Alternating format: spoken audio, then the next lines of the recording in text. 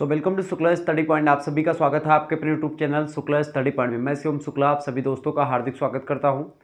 आज की वीडियो के माध्यम से बीए सेकंड सेमेस्टर के छात्र छात्राओं के लिए होम साइंस सब्जेक्ट के महासंग्राम रिवीजन क्लास के बारे में हम लोग जानेंगे। महासंग्राम रिवीजन क्लास का मतलब होता है कि संपूर्ण सिलेबस को एक ही वीडियो में समझने का प्रयास किया जाएगा। बहुत ही बारीकी के साथ हर एक चीज़ को मैं बताने का प्रयास करूँगा और तीव्र गति से आगे बढ़ूँगा। महासंग्राम रिवीजन क्लास ये है 2024 और 25 की परीक्षाओं के लिए होम साइंस का सब्जेक्ट है आपका, यानी कि विषय है गृह विज्ञान। गृह विज्ञान में सेकंड सेमेस्टर में आपको पढ़ना होता है क्या?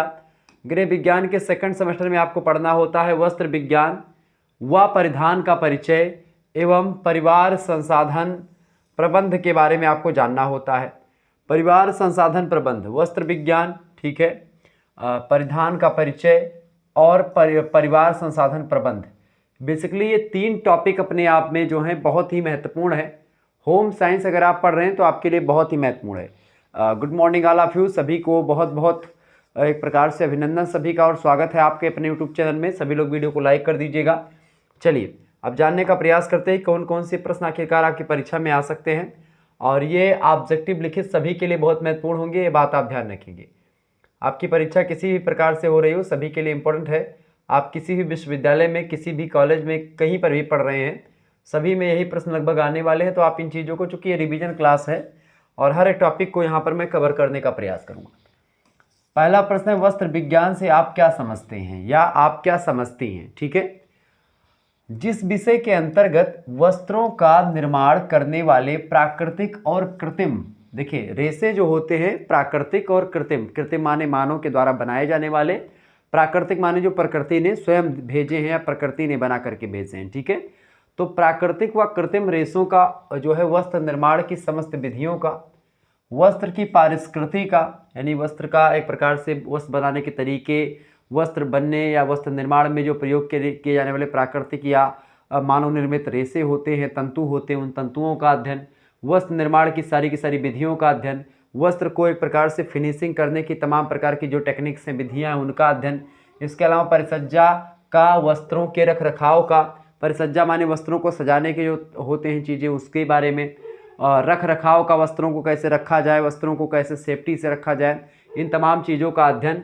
एवं संग्रह, यानी वस्त्रों का संग्रह कैसे किया जाए, वस्त्रों की उचित प्रकार से धुलाई कैसे करनी है, व्यवस्थित और वैज्ञानिक अध्ययन किया जाता है इन सभी चीज़ों का, ठीक है। जितनी चीज़ें मैंने बताई तो इन सभी का वैज्ञानिक अध्ययन किया जाता है वस्त्र विज्ञान के अंतर्गत, वही वस्त्र विज्ञान कहलाता है। ये बात आप ध्यान रखेंगे। तो इस तरीके से आप लोगों ने वस्त्र विज्ञान के बारे में जाना। आगे देखते हैं, अगला क्वेश्चन आपकी स्क्रीन पर आ चुका है। दूसरा नंबर प्रश्न है भाई, दूसरा नंबर प्रश्न आपकी स्क्रीन पर आ चुका है। टेक्सटाइल शब्द से आप क्या समझते हैं या क्या अभिप्राय है? टेक्सटाइल शब्द की अगर बात की जाए तो इसकी उत्पत्ति लैटिन एक भाषा है उसके मूल शब्द से हुई है। तो लैटिन भाषा के मूल, मतलब लैटिन भाषा से ही टेक्सटाइल शब्द की उत्पत्ति हुई है। इस शब्द का प्रयोग जो है तंतुओं के निर्मित कपड़ों के लिए किया जाता था। तंतुओं से जो कपड़े बनते हैं, तंतु माने होता जो रेशे होते हैं, विभिन्न तंतु जैसे कि रेयान जो है, सेल्यूलोज हो गया, से बनने वाले तमाम प्रकार के तंतु हैं। ऐसे ही प्राणीज, जानतों और वनस्पति के सब तंतु बनते हैं, ठीक है। तो इनसे जब इन्हीं सभी से रेशे बनते हैं और इन्हीं रेशों से कपड़े बनते हैं। तो कपड़ों के लिए किया जाता है जो है जंतुओं से निर्मित, तंतुओं से निर्मित जो कपड़े होते हैं उनके लिए। वास्तव में टेक्सटाइल शब्द का प्रयोग उन कपड़ों के लिए किया जाता है या किया जाना उपयुक्त है जो विभिन्न तंतुओं से बने। विभिन्न तंतु मतलब कई तंतु होते हैं, एक ही तंतु नहीं है। रियान, ठीक है, और इसके अलावा आप देखते हैं रियान के अलावा लिनन हो गया, ठीक है, कपास हो गया, रेशम हो गया, ऐसे तमाम प्रकार के, ठीक है। आगे देखिएगा अगला प्रश्न, तीसरा नंबर, तने से प्राप्त होने वाले तंतु कौन कौन से हैं? तने से जो तंतु प्राप्त होते हैं, तो तने से प्राप्त होने वाले तंतुओं में खास करके लिनन का नाम आता है, जूट का नाम आता है और हेम्प का नाम आता है। तो लिनन, जूट और हेम्प जो हैं ये तने से प्राप्त होने वाले तंतु हैं। लिनन तंतु की अगर बात की जाए, सन नामक पौधे से प्राप्त होता है। किससे? फ्लैक्स नामक पौधे से प्राप्त होता है, सन जिसको बोलते हैं। लिनन जो तंतु होता है वो सन यानी कि फ्लैक्स नामक पौधे से प्राप्त किया जाता है। ये बात आप ध्यान रखेंगे। चौथा क्वेश्चन आप देखेंगे, चौथा प्रश्न बहुत ही ज़्यादा महत्वपूर्ण है आपकी परीक्षा के लिए। चौथा प्रश्न आप देखेंगे, वस्त्र विज्ञान का क्षेत्र यानी स्कोप ऑफ जो वस्त्र विज्ञान है, टेक्सटाइल्स है, वो एक प्रकार से क्या है बताएं। तो वस्त्र विज्ञान के क्षेत्र को निम्नलिखित बिंदुओं के द्वारा स्पष्ट किया जा सकता है।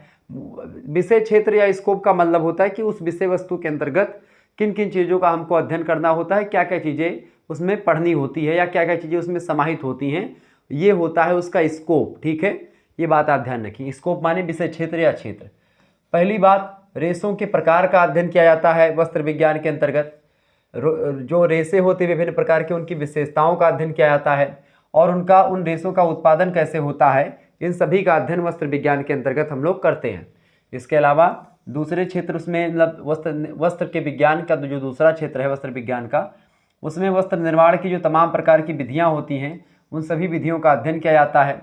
इसके अलावा वस्त्रों की बनावट कैसी होनी चाहिए या वस्त्रों की बनावट कैसी होती है और उसका परिसज्जा वस्त्रों की कैसे की जाती है, वस्त्रों को फिनिशिंग कैसे करी जाती है, चाहे वो इस्त्री करना हो या उसकी धुलाई करना हो या कुछ भी करना हो, तो इन सभी का अध्ययन वस्त्र विज्ञान का विषय क्षेत्र है। इसके अलावा वस्त्रों का चुनाव कैसे करना है, वस्त्र को चुनते समय आप बाज़ार जाते हैं, मार्केट से वस्त्र खरीदते समय आपको किन किन बातों का ध्यान रखना चाहिए, ये सब एक प्रकार से वस्त्र विज्ञान बताता है। वस्त्रों का संग्रह कैसे करना है, उसका रख रखाव कैसे करना चाहिए ताकि अधिक से अधिक समय तक कपड़ा टिक सके, टिकाऊ हो सके। ठीक है, इसके अलावा धुलाई कला का अध्ययन। धुलाई माने होता है जैसे वस्त्र किससे धोना चाहिए, कौन से वस्त्र के लिए कौन से पाउडर का या कौन से साबुन का प्रयोग किया जाता है या किस घोलक का प्रयोग करके हम वस्त्रों की धुलाई कर सकते हैं। वस्त्रों पर किसी विभिन्न या तमाम प्रकार के जो दाग होते हैं वो लग जाते हैं तो कैसे उसको छुड़ाया जाए, कैसे धुला जाए, ये तमाम प्रकार की जानकारी आप इसमें जानते हैं। आगे देखिएगा, 5वां प्रश्न आपकी स्क्रीन पर आ चुका है। प्रश्न है कि फिलामेंट की परिभाषा दीजिए। फिलामेंट क्या है? फिलामेंट की अगर बात की है तो इसकी परिभाषा निम्न प्रकार से दी जा सकती है। देखिए, डबल इन्वर्ट कामा में है कि फिलामेंट वह आधारीय, दृष्टिगत और सूक्ष्म इकाई है, यानी जो दिखाई देने वाली इकाई है वो आधारभूत इकाई है फिलामेंट, सूक्ष्म इकाई है, छोटी इकाई है, जिसमें क्या होता है वस्त्र निर्माण हेतु आवश्यक गुण होते हैं। वस्त्र निर्माण के लिए जो आवश्यक गुण इसमें फिलामेंट में समाहित होते हैं, तो वो छोटा और आधार सूक्ष्म इकाई है फिलामेंट, जिसे वस्त्र निर्माण में कच्ची सामग्री के रूप में प्रयोग किया जाता है। तो फिलामेंट एक कच्ची सामग्री है जिसका प्रयोग हम वस्त्र निर्माण में करते हैं। छठा क्वेश्चन आपकी स्क्रीन पर आ चुका है। वस्त्र तंतु से आप क्या समझते हैं? वस्त्र तंतु से आप क्या समझते हैं भाई?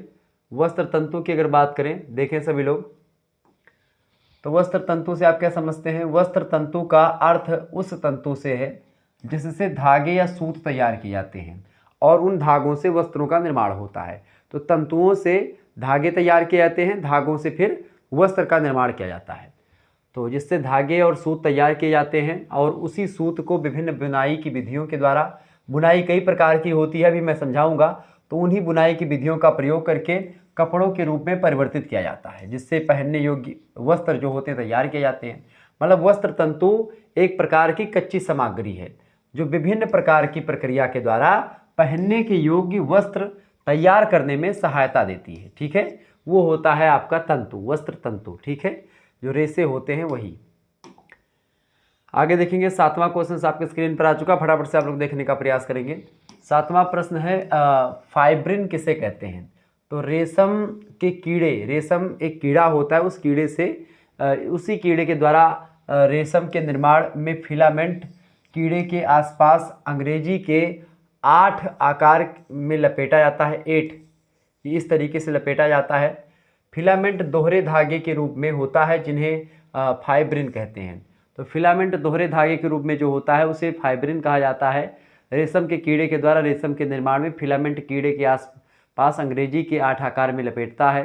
ठीक है, और फिलामेंट दोहरे धागे के रूप में होता है जिसे फाइब्रिन कहा जाता है। 8वां क्वेश्चन से वस्त्र तंतुओं का वर्गीकरण प्रस्तुत कीजिए। देखिए, हम जंतुओं की प्राप्ति स्रोत के आधार पर तंतुओं को 2 वर्गों में बांट सकते हैं। एक होता है प्राकृतिक तंतु और एक होता है रासायनिक या संश्लेषित तंतु। कुछ तंतु जिनकी प्राप्ति प्रकृति है, मतलब प्रकृति है, प्राकृतिक तंतु कहलाते हैं। कुछ अन्य तंतु जिनके रासायनिक या संश्लेषित विधियों का प्रयोग करके हम उसको बनाते हैं वो कृत्रिम तंतु कहे जाते हैं। ठीक है, ये बात आप ध्यान रखेंगे। 8वां क्वेश्चन आपकी स्क्रीन पर आ चुका है, सॉरी 9वां क्वेश्चन आपकी स्क्रीन पर आ चुका है, सभी लोग देखेंगे। 9 नंबर प्रश्न है, रेयान बनाने की विस्कॉस विधि क्या है। विस्कॉस एक विधि है जो कि रेयान बनाने के लिए उपयोगी है, रेयान के जो तंतु होते हैं उसको बनाने में उपयोगी होती है। रेयान बनाने की इस विधि का आविष्कार जो किया था 1892 में किया गया था। 1892 ईस्वी में वेबर, क्रॉस और मीडल नामन वैज्ञानिकों ने किया था। बांस जो होता है एक वृक्ष होता है बांस, तो बांस की लुगदी माने बांस से चूंकि कागज़ बनता है, तो जो बांस का एक प्रकार से जो लुगदी होती है, खुइया जिसको आप बोलते हैं, तो बांस की लुगदी में कास्टिक सोडा की अभिक्रिया कराई जाती है और उससे क्षारीय सेलुलोज में परिवर्तित कर लिया जाता है इस क्रिया के द्वारा। 2 से 3 दिन के पश्चात कार्बन डाइसल्फाइड यानी CH2 मिला करके उसमें जैंथेट सेलुलोज बना लेते हैं, ठीक है। और इसे कास्टिक सोडा के पतले घोल में डाल करके इस जैंथेट सेलुलोज को किस में डालते हैं, इसको कास्टिक सोडा के पतले घोल में डाल करके गाढ़ा होने देते हैं और प्राप्त गाढ़े पदार्थ को ही बिस्फोस कहा जाता है, ठीक है। तो बिस्कोस जो होता है, बिस्फोस जो होता है, यही विधि है रेयान बनाने की। तो उसी गाढ़े जो पदार्थ होते हैं उसी से धागे निर्मित होते हैं, बनते हैं, ठीक है। तो वो होते हैं आपके किसके धागे भैया, रेयान के धागे। 10वां क्वेश्चन आपकी स्क्रीन पर आ चुका है। 10वां प्रश्न है, कपास का संक्षिप्त परिचय दीजिए। वस्त्र निर्माण के लिए अपनाए जाने वाले प्राकृतिक तंतुओं में कपास जो है महत्वपूर्ण है, यानी कपास एक प्राकृतिक तंतु है। कपास एक विश्वव्यापी रेशा है, ये पूरे के पूरे संसार में पाया जाता है। अति प्राचीन काल से ही विश्व के या संसार के विभिन्न देशों में आप देखेंगे वस्त्र विज्ञान के लिए कपास के तंतुओं का इस्तेमाल किया जा रहा है, यानी कपास हर जगह पर उपलब्ध है, हर जगह पर मिलता है। कपास से निर्मित वस्त्र जो होते हैं अपेक्षाकृत विभिन्न वस्त्रों से सस्ते होते हैं, यानी जो सूती वस्त्र होते हैं कपास के द्वारा ही निर्मित होते हैं। इसकी कार्य क्षमता अपूर्व होती है। अधिक टिकाऊ वस्त्र होते हैं जो कपास से बनते हैं। मजबूती में इसकी बराबरी और कोई दूसरा वस्त्र नहीं कर सकता। अतएव ये सबसे अधिक स्वस्थकर होते हैं, स्वास्थ्य के लिए भी ठीक ठाक होते हैं और एक प्रकार से ये वस्त्र एक प्रकार से हर एक चीज़ के लिए ज़रूरी होते हैं और बहुत ही एक प्रकार से इफ़ेक्टिव और बहुत ही सस्ते होते हैं, ठीक है, जिससे हर कोई इस वस्त्र को पहन सकता है खरीद करके। तो ये होते हैं आपके कपास यानी सूती वस्त्र जो बनता है आपका कपास से बनता है, कॉटन वाला जो होता है वही। 11वां क्वेश्चन आपकी स्क्रीन पर आ चुका है, कपास के तंतुओं पर फफूंदी व कीड़ों का क्या प्रभाव पड़ता है। देखिए, कपास के तंतुओं पर फफूंदी और कीड़ों के प्रभाव की अगर बात की जाए तो कपास के तंतुओं पर नमी की स्थिति में क्या होता है, फफूंदी बहुत जल्दी लग जाती है। इससे फंगस के कारण छोटे हरे काले धब्बे जो होते हैं, काले जंग मतलब जंग के रंग के धब्बे पड़ जाते हैं वस्त्र पर। सड़ी मिट्टी सी गंध आने लगती है इस वस्त्र से। लेकिन कीट के जो है कीट के लार्वा जो होते हैं, इसके जो कीट के लार्वा होते हैं इसे नहीं खाते हैं। जो एक प्रकार से जो कीड़ों की लार्वा माने होता है कीड़ों के जो बच्चे होते हैं वो छोटे छोटे, तो कीड़ों के जो लार्वा होते हैं इस वस्त्र को कॉटन को नहीं खाते हैं, अतः यह तंतु कीट अवरोधक है। यानी कीड़ों से इसको खतरा नहीं है लेकिन इसको फफूंदी से जरूर खतरा है, ठीक है, ये बात आप ध्यान रखेंगे। यानी कपास के वस्त्र जो होते हैं कीट अवरोधी होते हैं, जबकि फफूंदी बहुत जल्दी इस पर अगर नमी में आप इन वस्त्रों को ज़्यादा रखेंगे तो फफूंदी उन वस्त्रों पर लग जाएगी। 12 नंबर क्वेश्चन आप देखेंगे। 12 नंबर प्रश्न है, कपास के उपयोग बताइए। देखिए, कपास के बीजों से तेल बनाया जाता है जो कि साबुन के निर्माण में काम आता है। जो कपास का तेल होता है उससे साबुन भी बनाया जाता है।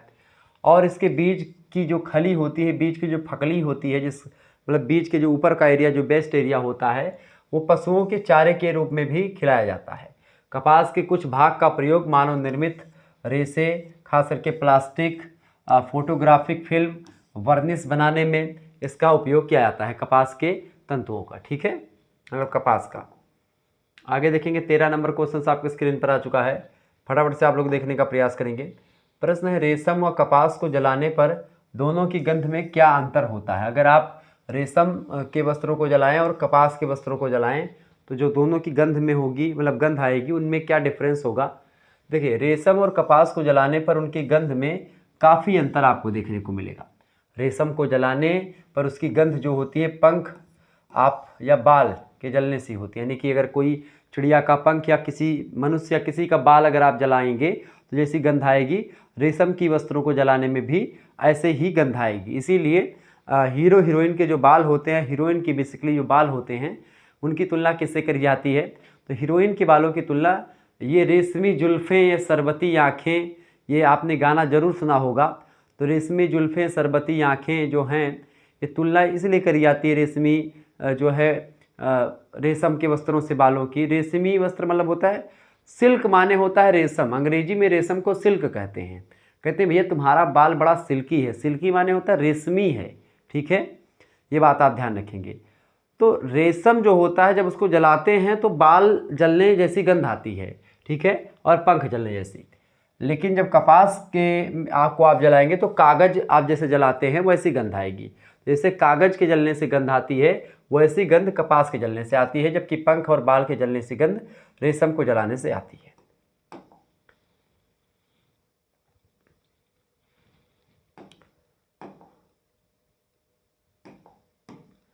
चौदह नंबर क्वेश्चन आप देखेंगे। प्रश्न है ऊन क्या है? ऊन एक जांतो तंतु है। जांतो माने जंतुओं से प्राप्त है। जंतुओं के जो बाल होते हैं उन्हीं से ऊन का निर्माण होता है, जिनकी प्राप्ति जानवरों के शरीर पर पाए जाने वाले बालों से होती है।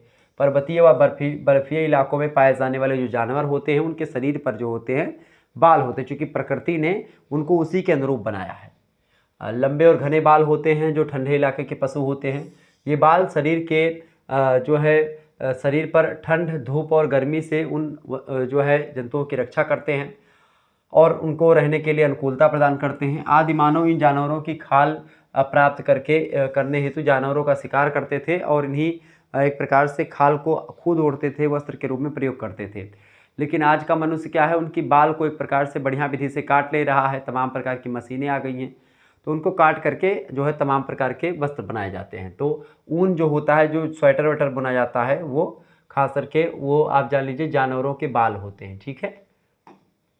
आगे देखिएगा, बेसिकली ऑस्ट्रेलिया वगैरह में खूब ज़्यादा वो जो है भेड़ों की खेती की जाती है और भेड़ों के बाल से ऊन जो बनता है वो ज़्यादा बेटर माना जाता है। सिल्क यानी रेशम क्या है? सिल्क या रेशम। रेशम एक प्रोटीन व जांतो तंतु है। देखिए, प्रोटीन और जांतो तंतु है, जंतुओं से प्राप्त होता है। चूँकि रेशम के कीड़े होते हैं उन्हीं कीड़ों से प्राप्त होता है। जो शहतूत के वृक्ष पर पलने वाले कीड़ों से प्राप्त होता है रेशम। रेशम के वस्त्र अपनी सुंदरता, लचीलेपन और मुलायमियत, चिकनेपन, आकर्षण, इन सभी के कारण से वस्त्रों के राजा कहे जाते हैं। तो रेशमी वस्त्रों को वस्त्रों का राजा कहा जाता है। इसके विशिष्ट गुणों के कारण ही रेशम के वस्त्र शान शौकत के प्रतीक माने जाते हैं। अगर रेशमी वस्त्र आप पहने तो आपको एक प्रकार से ज़्यादा इज्जत मिलती है, या आपको लोग देखते हैं इफेक्टिव लगता है, या पहनने में भी हल्के होते हैं और सुंदर लगते हैं, ठीक है। ये होते हैं आपके रेशम। आगे देखेंगे 16 नंबर क्वेश्चन आपके स्क्रीन पर आ चुका है। फटाफट से आप लोग देखने का प्रयास करेंगे। 16 नंबर प्रश्न आपके स्क्रीन पर आ चुका है। सूत क्या है? सूत का क्या अर्थ है? सूत के अर्थ देखिए, सूत वह शब्द है जो निरंतर धागे के लिए प्रयुक्त किया जाता है, यानी धागे के ही संदर्भ में सूत का प्रयोग किया जाता है। सूत्र आपस में गुंथ करके समूह के रूप में तंतु का निर्माण करते हैं। सूत्र में से तंतु निर्माण की प्रक्रिया कताई, यानी जिसको स्पिनिंग बोलते हैं, कताई कहलाती है। स्पिनिंग धागे या सूत वस्त्र की बुनाई के आधार पर होते हैं। तो ये होता है आपका सूत, ठीक है। अगला क्वेश्चन 17 नंबर, करघे के विभिन्न भाग कौन कौन से हैं? देखिए, करघे के कई भाग हैं। पहला भाग है करघे का वार्प बीम, जो होता है करघे का पहला भाग है। दूसरा है क्लॉथ बीम, तीसरा है हार्नेस और चौथा है शटल, पांचवा है रीड। तो ये 5 भाग होते हैं मुख्य रूप से करघे के। Warm beam, cloth beam, harness और शटल और रीड, ये 5 एक प्रकार से क्या हैं, मुख्य भाग होते हैं करघे के। आगे देखिएगा, अगला प्रश्न आपकी स्क्रीन पर आ चुका है। फटाफट से आप लोग देखने का प्रयास करेंगे, इंपॉर्टेंट क्वेश्चन है। 18 नंबर प्रश्न। 18 नंबर प्रश्न है, बुनाई से क्या आशय है? देखिए, बुनाई 2 अथवा 2 जोड़ी धागों की स्थिति में पारस्परिक गुथाव के द्वारा परिवर्तन लाने की प्रक्रिया को कहा जाता है। बुनाई क्या है? 2 या 2 जोड़ी धागों की स्थिति में क्या होता है, पारस्परिक गुथाव, उन्हीं धागों के बीच में जब उन्हीं के द्वारा गुथाव होता है तो परिवर्तन आता है। उसी परिवर्तन लाने की जो प्रक्रिया होती है वही बुनाई कहलाती है। बुनाई में लंबवत और क्षैतिजीय, यानी लंबवत माने इस तरीके से, ठीक है, और क्षैतिजीय माने इस तरीके से, इस तरीके से। ये वस्त्र निर्माण जान लीजिए हो रहा है, ये देखिए बुनाई इसकी हो रही, ठीक है। अब एक गुथाव हो गया तमाम धागों का, ठीक है, गुथाव हो गया ना, ये गुथाव हो गया। अभी देखो ये एक वस्त्र टाइप का बन गया। ऐसे ही एक प्रकार से वस्त्र निर्माण होता है। क्लियर। तो बुनाई जो है लंबवत और क्षैतिजीय मतलब क्षैतिजीय का प्रयोग किया जाता है इसमें। बुनाई में धागों को समानांतर स्थिति में रखा जाता है और क्षैतिजीय धागों से वस्त्र बुना जाता है। अनुदैर्ध्य धागों के योग को ताना, जो अनुदैर्ध्य धागे होते हैं उनको ताना, और जो क्षैतिजीय धागे होते हैं, क्षैतिजीय धागों के योग को बाना कहते हैं। क्षैतिज माने इस तरीके की जो एक प्रकार से होते हैं उनको बाना, और ये जो लंबे लंबे होते हैं उनको ताना कहा जाता है, ठीक है। आगे देखेंगे 19 नंबर क्वेश्चन आपके स्क्रीन पर आ चुका है। 19 नंबर प्रश्न, बुनाई की प्रमुख क्रियाएं कौन कौन सी हैं। अगर आप में से आप लोग बुनाई की होंगी, स्वेटर वेटर बुनी होगी, तो आपको पता होगा ताना बाना सलाई ये सब क्या होता है, फंदा वंदा कैसे चढ़ाया जाता है। बुनाई की प्रमुख क्रियाएं कौन कौन सी हैं। बुनाई के प्रमुख क्रियाएं निम्नलिखित हैं। देखिए पहली क्रिया होती है सडिंग, दूसरी होती है पिकिंग, तीसरी होती है बैटनिंग, और चौथी होती है लपेटना और छोड़ना। तो ये एक प्रकार से बुनाई की मुख्य रूप से 4 प्रक्रियाएं हैं जो यहाँ पर आपके समक्ष हैं, ठीक है। 20वां प्रश्न है, ट्विल बुनाई जो होती है किसे कहते हैं। ट्विल बुनाई की अगर बात की है, ट्विल बुनाई में तिरछे रूप से मतलब तिरछे रूप में डिजाइन बने होते हैं जो कि तैरते हुए दिखाई देते हैं। विशेष प्रकार की तिरछी रेखा ट्विल बुनाई की पहचान है, और इस बुनाई में दिखने वाली जो लहरें होती हैं, लहरों को छोटा बड़ा करके और सूत्रों को विभिन्न रंगों में रंग करके सजावट उत्पन्न की जाती है। ये तिरछी टाइप की इस तरीके से बुनाई ये, ठीक है, तिरछे रूप में इसकी डिज़ाइन होती है, ठीक है, इस तरीके से। तो ये डिज़ाइन जो होती है इसमें ऐसे लपेट करके ऐसे ऐसे कुछ करके करा जाता है, तो वो ट्विल बुनाई होती है, तिरछी रेखाएं इसमें होती हैं। 21 नंबर क्वेश्चन आप देखेंगे। अगला प्रश्न, ट्विल बुनाई के प्रकार बताएं। देखिए ट्विल बुनाई कई प्रकार की होती है। एक होती है असम में जो ट्विल बुनाई होती है वो असम ट्विल बुनाई, सॉरी असम राज्य में नहीं, असम ट्विल बुनाई एक होती है, एक विषम ट्विल बुनाई, मतलब एक सम ट्विल, एक असम ट्विल, ठीक है, एक ढलुआ ट्विल, एक नुकीला या नोकदार ट्विल, एक लहरदार ट्विल होता है, एक चौखाने वाली मतलब कि चौखाने वाली ट्विल होती है, एक गुथी हुई ट्विल होती है, और एक फैंसी ट्विल होती है। तो ये ट्विल बुनाई के कई प्रकार हैं। आपसे एग्जाम में प्रश्न पूछेगा तो आप लिख दीजिएगा असम ट्विल, सम ट्विल, ढलुआ ट्विल, नुकीला या नोकदार ट्विल, लहरदार ट्विल, ठीक है, चौखाने वाली ट्विल, गुथी हुई ट्विल और फैंसी ट्विल, ये सब ट्विल के प्रकार हैं। अगला प्रश्न है 22 नंबर, रिब बुनाई के प्रकार लिखिए। रिब बुनाई की अगर बात की जाए तो इसके कई प्रकार हैं।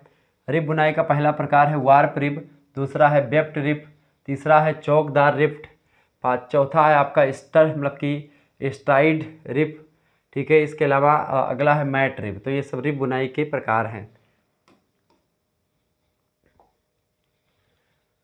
23 नंबर क्वेश्चन आप देखेंगे। 23 नंबर प्रश्न आपकी स्क्रीन पर आ चुका है। फैंसी बुनाई के विभिन्न प्रकार क्या हैं, बताएं। फैंसी बुनाई के विभिन्न प्रकार क्या हैं भाई। देखिए फैंसी बुनाई के विभिन्न प्रकार निम्नलिखित हैं। पहला है आपकी डाबी बुनाई, दूसरी है जैकार्ड बुनाई, तीसरी है आपकी स्विबेल बुनाई, चौथी है लीनो बुनाई या गाज बुनाई, लीनो बुनाई को ही कहते हैं, पांचवी है लेपेट बुनाई, और छठी है जो है डबल क्लाथ बुनाई, ठीक है। तो ये बुनाई की प्रकार है, जो फैंसी बुनाइयाँ होती हैं उनके प्रकार हैं, नोट डाउन कर लीजिएगा और ध्यान से। 24 नंबर प्रश्न है, बास्केट बुनाई किसे कहते हैं अथवा बास्केट बुनाई क्या है। देखिए बास्केट बुनाई को सूत की बुनाई भी कहा जाता है। यह बुनाई सादी बुनाई की तरह होती है। बास्केट बुनाई संतुलित होती है, इसमें 2 या 2 से अधिक धागों का मतलब एक समदार ताने व बाने का प्रयोग किया जाता है, और इसके पश्चात इन धागों को सादा बुनाई में भी बुना जाता है। तो ये होता है आपका क्या, सादी बुनाई टाइप की प्रकार बास्केट बुनाई, ठीक है। तो ये आपकी क्या होती है, ये होती है आपकी बास्केट बुनाई। आगे बढ़ते हैं 25 नंबर क्वेश्चन आप देखेंगे। प्रश्न है ब्रेडिंग क्या है। देखिए ये रिवीजन क्लास है, तो आप लोगों ने थोड़ा बहुत पहले पढ़ा भी होगा, तो ये एक प्रकार से आपका रिवीजन हो रहा है, आप सभी लोग देखने का प्रयास करें। ब्रांडिंग क्या है। ब्रांडिंग जो होता है बेसिकली वस्त्र निर्माण यानी कि कपड़ा बनाने की इस मतलब एक विधि होती है, और इस विधि में 3 या 3 से अधिक धागे लेकर के इन्हें एक दूसरे पर चोटी के समान गुथ दिया जाता है। जैसे कि आप लोग अगर जानती हो, चोटी वोटी बनाई होंगी तो 3 चीज़ें उसमें ली जाती, 3 धागे होते हैं, ठीक है, ये और ये। तो एक इसमें ऐसे जाता है, एक ऐसे जाता है और एक प्रकार से ऐसे जाता है। तो एक सीधा ये इधर आता है, ये इधर जाता है, ये इधर आता है, ये इधर जाता है, ठीक है, इस तरीके, ये इधर ऐसे, ठीक है, इस तरीके से ये ऐसे चलता रहता है। और इसमें ये भी इस तरीके से। तो इस तरीके से चोटी ऐसे बुनती चली जाती है। तो ये होती है आपकी ब्रांडिंग। तो चोटी के समान गूँथ लिया जाता है। कभी कभी क्रेसिए से भी यह कार्य किया जाता है। सजावटी काम में आने वाले सुंदर और आकर्षक वस्त्र जो बनाए जाते हैं वो इसी विधि से, ब्रांडिंग विधि से बनाए जाते हैं। तो ब्रांडिंग में एक प्रकार से चोटी जैसी जो बुनाई होती है उसको ब्रांडिंग कहते हैं। 26 नंबर क्वेश्चन आपके स्क्रीन पर आ चुका। ड्राफ्टिंग किसे कहते हैं? ड्राफ्टिंग, ड्राफ्ट किसी भी चीज़ को एक प्रकार से जो है करने से पहले एक खाका, एक सांचा या एक मसौदा तैयार करना होता है। ड्राफ्टिंग किसे कहते हैं? वस्त्र की कटाई से पूर्व नापों के आधार पर कटाई के निमित्त वस्त्र की आकृति बना ली जाती है, जिसे हम ड्राफ्टिंग कहते हैं। जैसे कि कोई भी कपड़ा सीने से पहले उसकी चाक सुई से उस कपड़े पर उसकी पूरा का पूरा स्ट्रक्चर बना लेते हैं ताकि उसकी कटाई करने में आसानी हो। ड्राफ्टिंग का अभ्यास कागज़ पर या जो है मिल्टन क्लॉथ पर कर सकते हैं। ड्राफ्टिंग बनाने का सबसे बड़ा लाभ ये होता है कि इससे कपड़े की आकृति सही व सुंदर बनती है और फिटिंग भी सही आती है।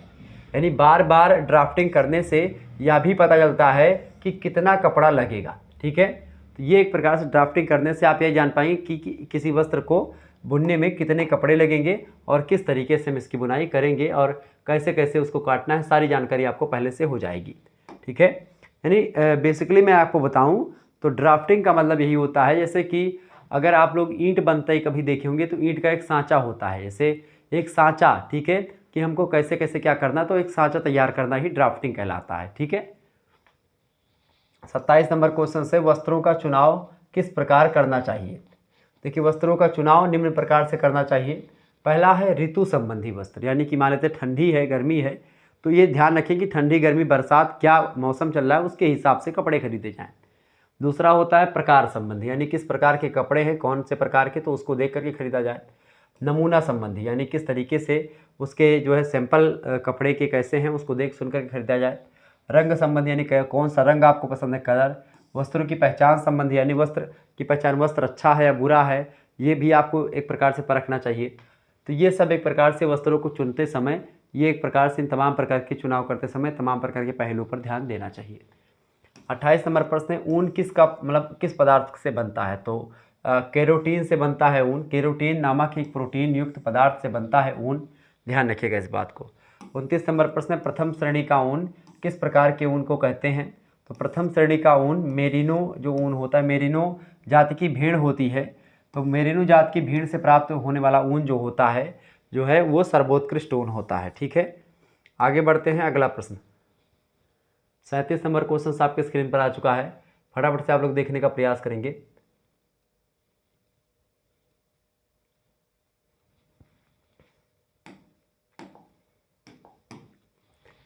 सैंतीस नंबर प्रश्न है, टेरिलीन के विषय में आप क्या जानती हैं? टेरिलीन की बात की जाए तो टेरिलीन मूल रूप से एक्रिलिक तंतु है। यह ताप संज्ञाशील तंतु है। इससे साटिन जैसे चमकदार चिकने वस्त्र तैयार किए जाते हैं टेरिलीन से। टेरिलीन जो होता है, टेरिकॉट भी बोलते हैं इसको, ठीक है। तो टेरिलीन से चमकदार वस्त्र बनाए जाते हैं। 38 नंबर प्रश्न है, वस्त्र पहनने के उद्देश्य लिखिए। वस्त्र क्यों पहना जाता है? वस्त्र पहनने के कई उद्देश्य हैं। सबसे पहला उद्देश्य कि वस्त्र शरीर को ढकने का महत्वपूर्ण काम करता है, इसलिए इसको मतलब कि शरीर को ढकने के लिए इसका प्रयोग किया जाता है। दूसरी बात, वस्त्र पहनने से शरीर की रक्षा होती है, इसलिए वस्त्र को पहना जाता है। तीसरा उद्देश्य है कि वस्त्रों से सम्मान की प्रतिष्ठा प्रभावित होती है, ठीक है, मतलब समाज की प्रतिष्ठा प्रभावित होती है। अगर आप अच्छा वस्त्र पहनते हैं तो आपको इज्जत समाज में ज़्यादा मिलती है। अगर थोड़ा एक प्रकार से हल्का वस्त्र पहनेंगे, फटा पुराना पहनेंगे, तो उससे अलग इज्जत मतलब कि उससे इज्जत नहीं मिलती है। वस्त्र व्यक्ति के व्यक्तित्व का आकर्षण बढ़ाते हैं। व्यक्तित्व मतलब कि व्यक्ति को अच्छा दिखाते हैं वस्त्र। अगर मैं आपको बता दूं कि अगर मैं वस्त्र ना पहनूं, ठीक है, अभी मैं जो है वस्त्र ना पहन के पढ़ाऊं या फिर फटा पुराना वस्त्र पहन के पढ़ाऊं, तो आपको भी बुरा लगेगा और एक प्रकार से वो फीलिंग नहीं जनरेट होती है। किसी दूसरे को आप देखेंगे फटा पुराना वस्त्र पहने तो उसके बारे में आप उतना आकर्षक नहीं होंगे उसके प्रति। लेकिन अगर आप देखेंगे कोई रेशमी वस्त्र पहन के आया, कोई अच्छा कपड़ा पहने तो आप उसको देख करके प्रभावित होते हैं। तो वस्त्र का एक प्रकार से ये सब काम होता है। वस्त्र के उद्देश्य बहुत ज़्यादा होते हैं। रोटी, कपड़ा, मकान, वस्त्र की अगर बात की जाए तो ये मनुष्य की आधारभूत आवश्यकताओं में से एक है। ठीक है।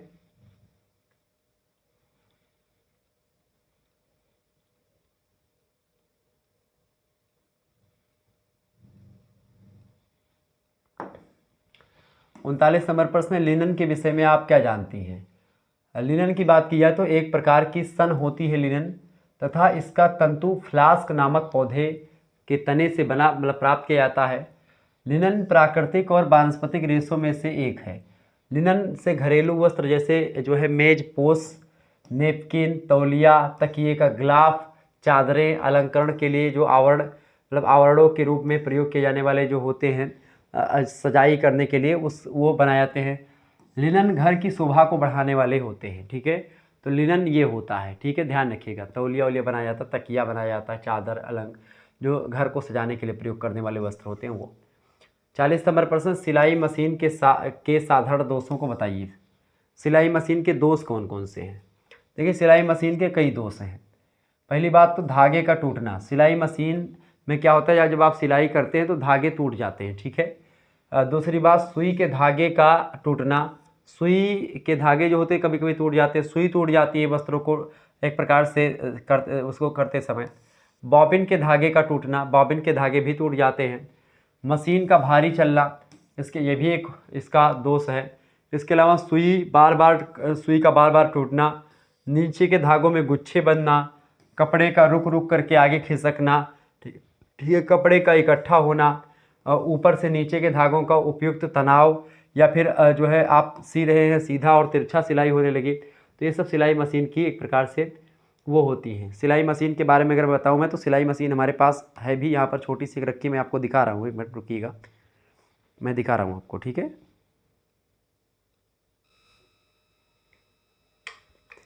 देखें भैया, ये होती है आपकी सिलाई मशीन, बहुत वजन होती है।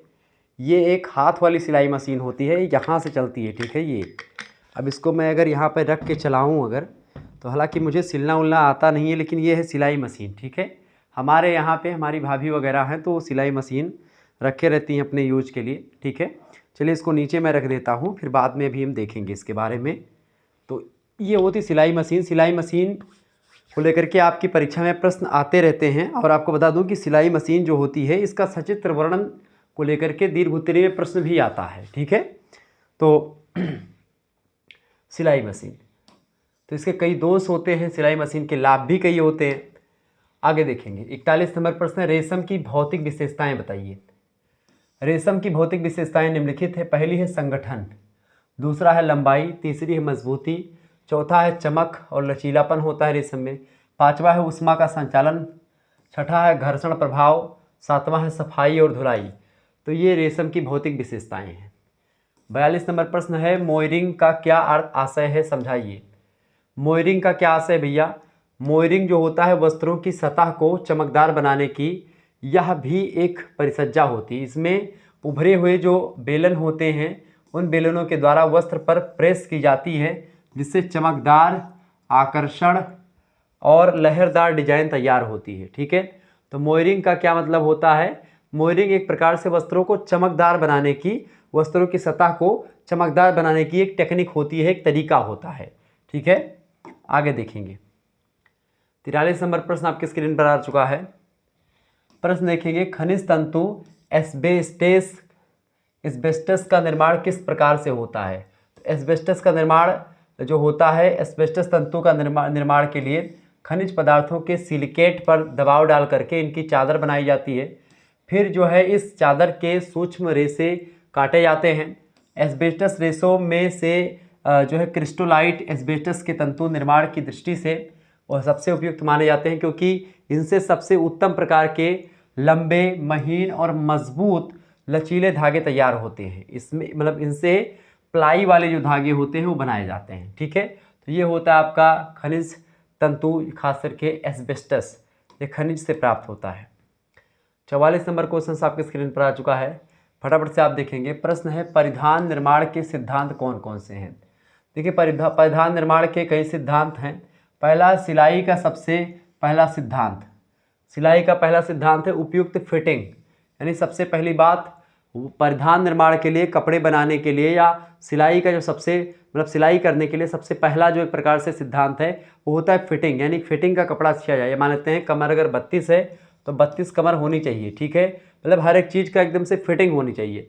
दूसरी बात, सिलाई का दूसरा सिद्धांत है पदार्थ का उत्तम चुनाव करना। तीसरा,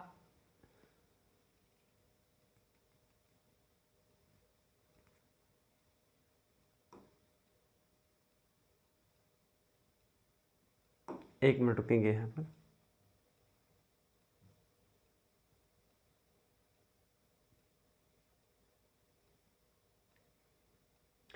अच्छा, 29 के बाद डायरेक्ट 37 आ गया था। चले चले, इस तो मैंने बता दिया है।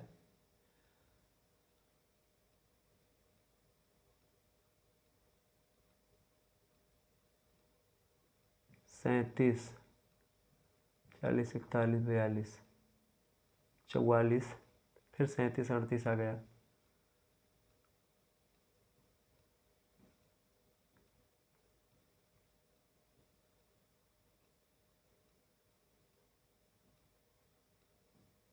हाँ चले, यहाँ पर आ जाइए।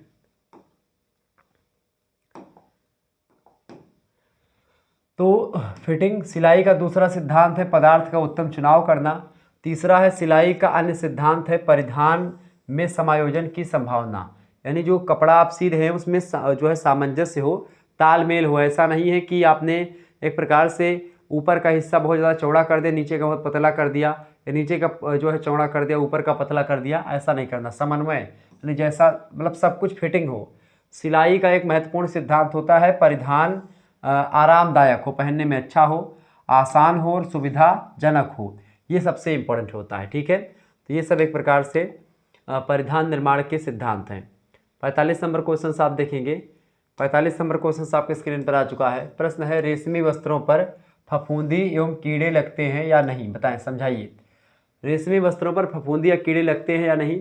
देखिए, सिल्क में फफूंदी नहीं लगती है, फिर भी बहुत दिनों तक अगर आप ज़्यादा नमी वाले स्थान पर रखेंगे, आर्द्रतापूर्ण एवं अंधेरे स्थान में अगर आप बंद रखेंगे जो है रेशमी कपड़ों को, तो फफूंदी भी जो है इस पर लग जाती है। लेकिन बहुत अगर कम समय के लिए रखेंगे तो नहीं लगेगी, जब लंबे समय तक अगर आप रखे रहेंगे तो लग सकती है, ठीक है। रेशमी वस्त्रों में कीड़े लगने का भय रहता है, जबकि आप देखें कपास के वस्त्रों में कीड़े नहीं लगते हैं। कीड़े मतलब कीट अवरोधी होता है, जबकि कपास को अगर आप थोड़ा सा भी नमी वाले पदार्थ में रखेंगे तो फफूंदी लग जाती है उस पर, ठीक है। जबकि रेशम के वस्त्रों पर फफूंदी कम लगती है, लेकिन इसको कीड़े लगने का डर बना रहता है जब वे मिश्रित रेशों से निर्मित हो अथवा ऊन पर दी गई परिसज्जा कीड़ों को आकृष्ट करने वाली हो। इन्हीं कारणों से प्रायः रेशमी वस्त्रों को कीड़े काट देते हैं, ठीक है।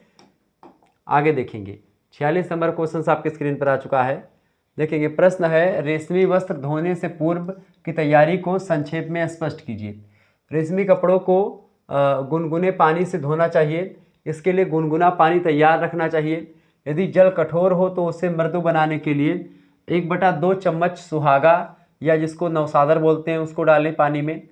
और रेशमी वस्त्रों को धोने के लिए साबुन के छोटे छोटे टुकड़े या रिन जो होता है, रिन एक साबुन आता है, वो सर्फ यानी कि निरमा या फिर व्हील का प्रयोग कर सकते हैं आप। व्हील भी एक जो है आता है, व्हील, सर्फ, ये सब आते हैं। ये सब निरमा उरमा जो जो है सर्फ एक्सल और एरियल ये सब आते हैं, वही सब का प्रयोग आप कर सकते हैं, ठीक है। धुलाई कर लिए।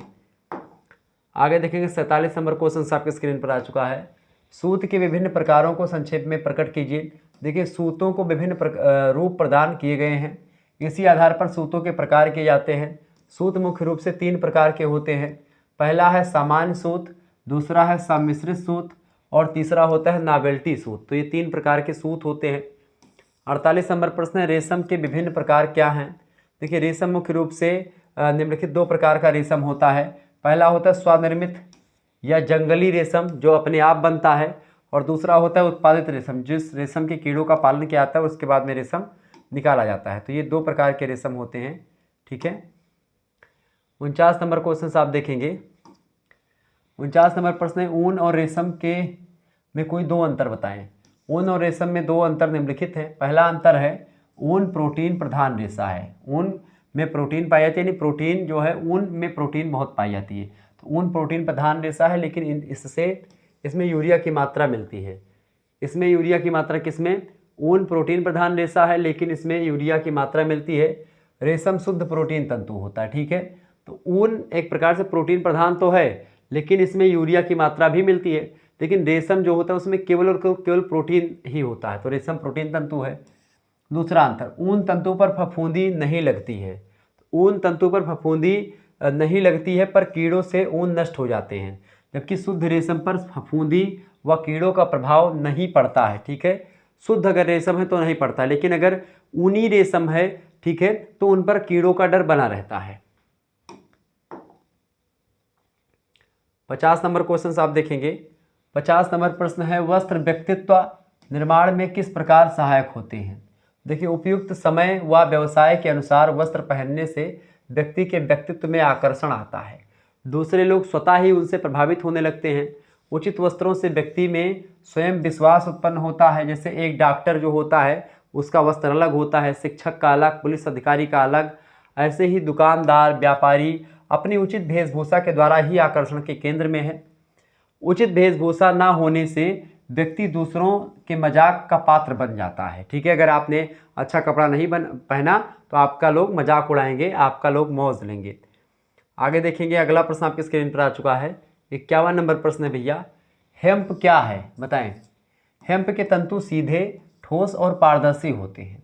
हेम्प एक प्रकार का तंतु है। इनका प्रयोग गलीचा बनाने में, रस्सी बनाने में, जूते के जो तलवे होते हैं, जूते का जो नीचा होता है, मतलब कि नीचे वाला हिस्सा होता है जूते का, वो बनाया जाता है।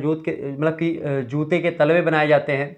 कागज आदि बनाने के लिए किया जाता है इसका प्रयोग, इसका हेम्प का।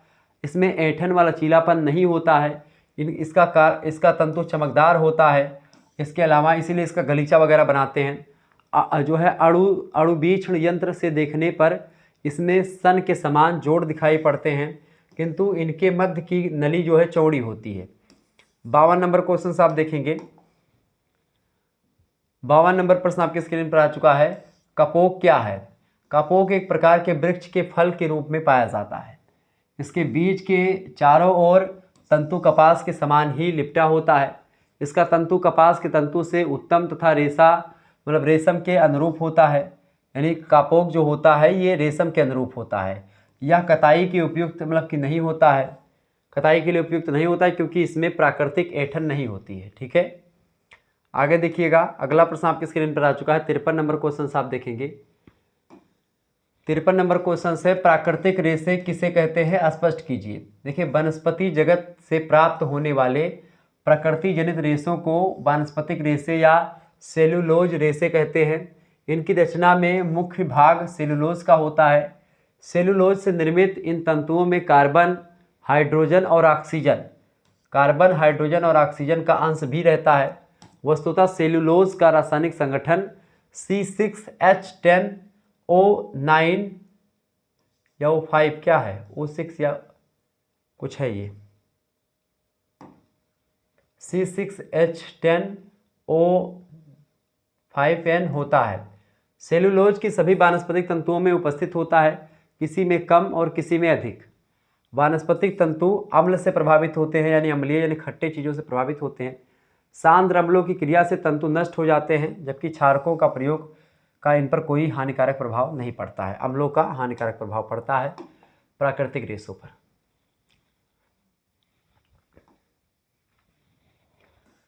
54 नंबर प्रश्न है, रेशों के शुद्धिकरण को संक्षेप में स्पष्ट कीजिए। फटाफट से आप लोग बताने का प्रयास करेंगे, बताइएगा करेक्ट आंसर इसका क्या हो जाएगा भाई।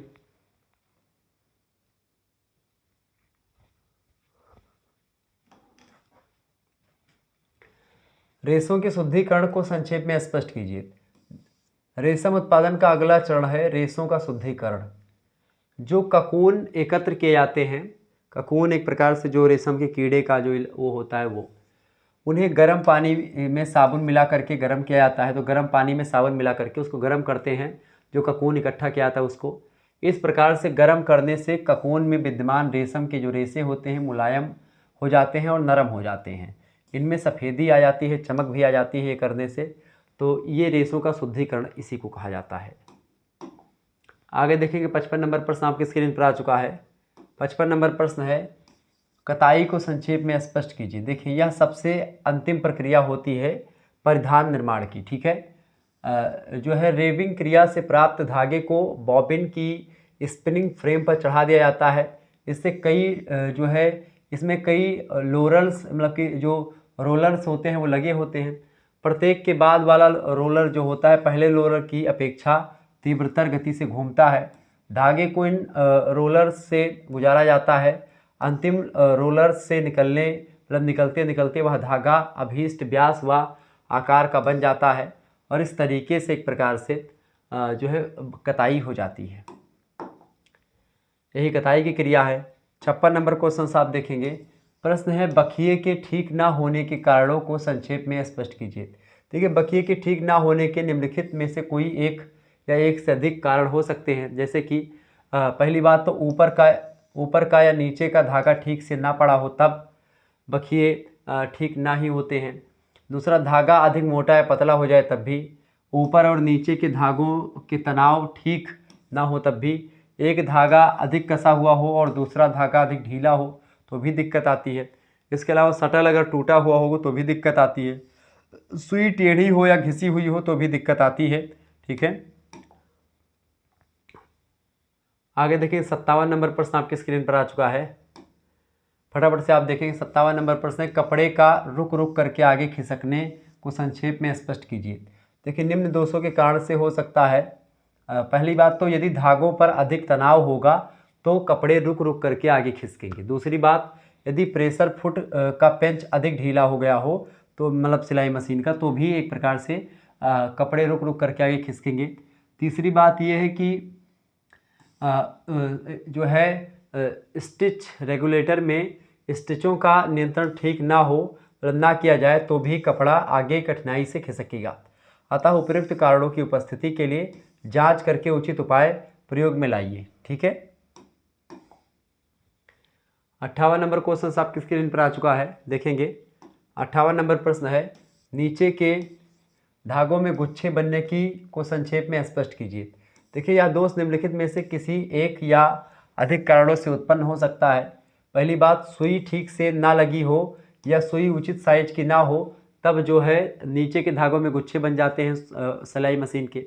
दूसरी बात, सुई अगर टेढ़ी हो तो भी ऐसा होता है। धागा सुई में ठीक तरीके से अगर नहीं डालेंगे तो भी ऐसा हो सकता है। ऊपर का धागा ठीक से ना डाला गया हो तो भी ऐसा होगा। धागे का तनाव अधिक होगा तो भी ऐसा हो सकता है, ठीक है। ये बात आप ध्यान रखेंगे। आगे बढ़िएगा। 59 नंबर प्रश्न है, सुई के बार बार टूटने को संक्षेप में स्पष्ट कीजिए। देखिए सिलाई मशीन की सुई बार बार क्यों टूटती है, इसके कई कारण हैं। सुई कपड़े के लिए उपयुक्त अगर नहीं, कपड़ा ज़्यादा टाइट है, कपड़ा ज़्यादा मोटा है, कपड़ा एक प्रकार ज़्यादा पावरफुल है और सुई थोड़ी कम पावरफुल है तो सुई टूट जाएगी। दूसरी बात, सुई क्लैंप में पूरी तरह घुसा करके कसी नहीं गई हो तो भी एक प्रकार से, या जो है क्लैंप ना कसा गया हो तो भी सुई टूट जाती है। तीसरी बात है कि सुई टेढ़ी होगी तो भी सुई टूट जाएगी। चौथी बात, बॉबिन केस का रिंग गलत अगर लगा होगा तो भी सुई सिलाई मशीन में टूट जाएगी, ठीक है। आगे बढ़ते हैं। 60 नंबर क्वेश्चन आपके स्क्रीन पर आ चुका है। प्रश्न देखेंगे। 60 नंबर क्वेश्चन है, मशीन के भारी चलने को संक्षेप में स्पष्ट कीजिए। देखिए इसके निम्न कारण हो सकते हैं। पहली बात, मशीन इसलिए जो है क्या बोलते हैं, मशीन धीरे चलती है या कठिन चलती है क्योंकि शटल में धूल या मैल जम जाती है तो भी मतलब बहुत धीरे चलती है मशीन। बहुत दिनों से मशीन में अगर तेल आप नहीं डालेंगे तो उनके पुर्जों में अगर आप तेल नहीं डालेंगे तो फिर दिक्कत हो जाएगी, उससे भी एक प्रकार चलती है। इसके अलावा शटल या बॉबिन केस में धागा फंस गया हो तो भी मशीन आपकी एक प्रकार से कैसे चलेगी, बहुत ही कठिन चलेगी। अगला प्रश्न 61 नंबर, बॉबिन के धागे के टूटने के कारणों को बतलाइए। देखिए यह भी निम्नलिखित में से किसी भी कारण से टूट सकता है जो है बॉबिन के धागे, क्योंकि यदि बॉबिन में धागा ठीक से ना लपेटा गया हो तो भी टूट जाएगा। दूसरी बात, यदि बॉबिन का पेंच अधिक कसा हुआ होगा तो भी टूट जाएगा। यदि ऊपर व नीचे के धागों के तनाव में अधिक अंतर हो तो भी टूट जाएगा। यदि शटल या बॉबिन केस ठीक से ना लगा हो तो भी धागा एक प्रकार से बॉबिन में टूट जाएगा। तो ये कई कारण हो सकते हैं धागा के टूटने के। ये सब आप ध्यान रखेंगे। इस वीडियो को 2 से 3 बार देखेंगे, आपके सारे डाउट क्लियर होते रहेंगे। अगला प्रश्न है आपके स्क्रीन पर आ चुका है 62 नंबर क्वेश्चन आप देखेंगे। 62 नंबर प्रश्न, गृह प्रबंध या गृह व्यवस्था से आपका क्या आशय है? देखिए, परिवार के उपलब्ध साधनों के सदुपयोग के लिए आवश्यक निर्णय लेना जो होता है वो बहुत ज़रूरी होता है, और लिए गए निर्णय के आधार पर परिवार के लक्ष्यों की प्राप्ति के लिए उपलब्ध साधनों का सदुपयोग करना ही गृह प्रबंध या गृह व्यवस्था होती है। उचित साधनों का प्रयोग करके, या एक प्रकार से जितना साधन है उन्हीं साधनों के प्रयोग से अपने जीवन मतलब जो इच्छाएं हैं आपकी, उन सभी इच्छाओं की पूर्ति कर लेना, उन सभी इच्छाओं की प्राप्ति कर लेना ही एक प्रकार से गृह प्रबंधन होता है। यानी जो है पर्याप्त है, जो प्राप्त है वही पर्याप्त है, इसी में संतुष्ट हो जाना गृह प्रबंधन होता है। मान लेते हैं 1 लीटर तेल आपको मिला है, उसी 1 लीटर तेल में 1 महीना आपको दाल और सब्जी छौंकनी है। तो अगर आप उसमें 1 महीने तक उसी में दाल और सब्जी छौंक करके निपटा दे रही हैं, तो आप गृह प्रबंधन अच्छे तरीके से कर लिया आपने। ठीक है, तो गृह प्रबंधन का सीधा सीधा मतलब होता है उपलब्ध साधनों का सदुपयोग। ठीक है, आगे देखें 63 नंबर क्वेश्चन है, गृह प्रबंधन की एक व्यवस्थित परिभाषा दीजिए। तो गृह प्रबंधन निर्णयों की एक ऐसी श्रृंखला है जो पारिवारिक लक्ष्यों की प्राप्ति के लिए पारिवारिक साधनों के प्रयोग की प्रक्रिया को इंगित करता है, और इस प्रक्रिया में 3 क्रमिक चरण होते हैं। पहला होता है आयोजन यानी कि नियोजन, प्लानिंग। दूसरा होता है नियंत्रण यानी कंट्रोल अपने परिवार के लोगों पर और हर एक मुद्दों पर। चौथा होता है निष्पादित कार्यों का मूल्यांकन, यानी जो भी कार्य आपने किया है उनका मूल्यांकन किया जाए कि जो हमने प्राप्त किया है या जो हमने किया है क्या इतने में इससे और अधिक किया जा सकता था, या जो हमने किया है वो ठीक है या नहीं ठीक है। तो ये सब है एक प्रकार से आपका गृह प्रबंधन होता है। तो गृह प्रबंधन में 3 चरण बेसिकली मुख्य रूप से होते हैं। अगला क्वेश्चन आपके स्क्रीन पर आ चुका है 64 नंबर, गृह प्रबंध से होने वाले मुख्य लाभों का उल्लेख कीजिए। गृह प्रबंध से होने वाले मुख्य लाभ हैं, पहला लाभ है गृह प्रबंध का पारिवारिक आवश्यकताओं की पूर्ति में सहायक है गृह प्रबंधन, यानी कि जो है प्रकार से मैनेजमेंट होता है गृह का यानी कि होम का। ठीक है, तो उसके लिए बहुत ज़रूरी है, पारिवारिक आवश्यकताओं की पूर्ति में सहायता करता है ये। दूसरी बात, पारिवारिक आय व्यय के नियोजन में सहायक होता है, यानी कितनी कमाई है और कितना खर्चा है, इसका एक प्रकार से मतलब इसकी प्लानिंग एक प्रकार से सही तरीके से गृह प्रबंधन के अनुसार हो जाती है। तीसरी बात, रहन सहन के स्तर को उन्नत बनाने में सहायक होता है गृह प्रबंधन। चौथा, पारिवारिक वातावरण को सौहार्दमय बनाने में सहायक होता है गृह प्रबंधन। और पांचवा जो एक प्रकार से इसका लाभ है गृह प्रबंधन का, वो ये लाभ है कि परिवार के सदस्यों के नैतिक विकास में सहायता करता है गृह प्रबंधन। ठीक है, आगे देखिएगा अगला क्वेश्चन 65 नंबर क्वेश्चन है 65 नंबर, गृह प्रबंधन के मुख्य सिद्धांत कौन कौन से हैं बताएं। देखिए, सफल गृह प्रबंधन के लिए ध्यान में रखने योग्य मुख्य सिद्धांत है निम्नलिखित। पहला सिद्धांत है कार्य व्यवस्था का सिद्धांत। ठीक है, कार्य व्यवस्था का सिद्धांत यानी कार्य कैसे कैसे करना है पूरा का पूरा एक सिस्टमेटिकल वे में तैयार कर लेना। दूसरी बात, अर्थव्यवस्था का सिद्धांत। तीसरा है श्रम की बचत, यानी अर्थव्यवस्था मतलब कितना पैसा कमा रहे हैं, आय व्यय का पूरा ब्यौरा। तीसरा है श्रम की बचत का सिद्धांत। श्रम की बचत का मतलब क्या होता है कि जो है कम समय में कम मेहनत करके अधिक से अधिक काम किया जा सके, वो श्रम की बचत होती है। और चौथा होता है अवकाश और मनोरंजन का जो है सिद्धांत, यानी जब छुट्टी मिले आपको और उस छुट्टी में मनोरंजन कैसे करना है, सब चीज़ें जो है गृह प्रबंधन के सिद्धांतों में शामिल हैं।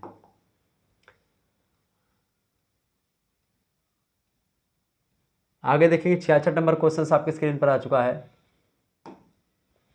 66 नंबर प्रश्न है, उत्तम गृह प्रबंधन के लिए एक गृहिणी में कौन कौन से गुण होने चाहिए।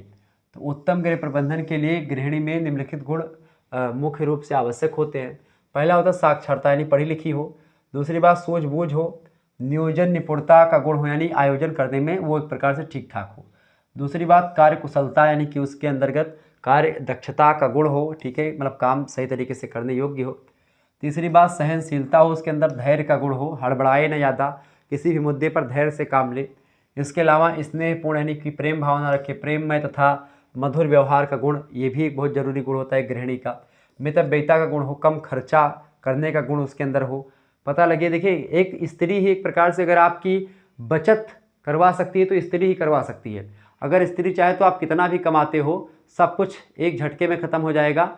और अगर आप कुछ भी नहीं कमाते हैं, अगर उसको अच्छे तरीके से रहना है तो बहुत अच्छे तरीके से मैनेज कर लेगी। तो स्त्री एक बहुत ज़बरदस्त व्यवस्थापिका होती है। पाक क्रिया मतलब पाक विद्या वाले होता है, खाना पकाने में निपुण हो। ठीक है, तो ये सब एक प्रकार से एक उत्तम गृह प्रबंधन के लिए गृहिणी में ये सभी गुण होने चाहिए। 67 नंबर क्वेश्चन आप देखेंगे। 67 नंबर प्रश्न, गृह प्रबंधन के मार्ग में उत्पन्न होने वाली मुख्य बाधाओं का उल्लेख कीजिए। गृह व्यवस्था के मार्ग में कई सारी बाधाएं आती हैं। पहली है पारिवारिक लक्ष्यों का निर्धारित होने, मतलब कि पारिवारिक लक्ष्यों का निर्धारित ना होना। दूसरे, आवश्यक साधनों की कमी अगर है तो भी बाधा। परिवार के सदस्यों की कार्यकुशलता निम्न स्तर की है तो भी बाधा। घरेलू, तमाम प्रकार की घरेलू समस्याएं हैं, ये सब बाधाएं उत्पन्न करती हैं गृह प्रबंधन में, ये बात आप ध्यान रखेंगे। 68 नंबर प्रश्न है, वर्तमान परिस्थितियों में गृह प्रबंधन वैज्ञानिक दृष्टिकोण से क्यों महत्वपूर्ण माना जाता है।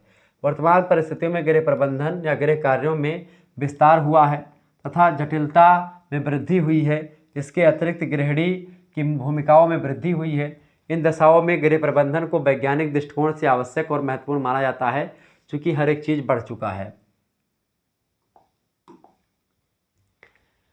69 नंबर क्वेश्चन आपके स्क्रीन पर आ चुका है, फटाफट से आप लोग देखेंगे। प्रश्न है, नियोजन की एक व्यवस्थित परिभाषा दीजिए।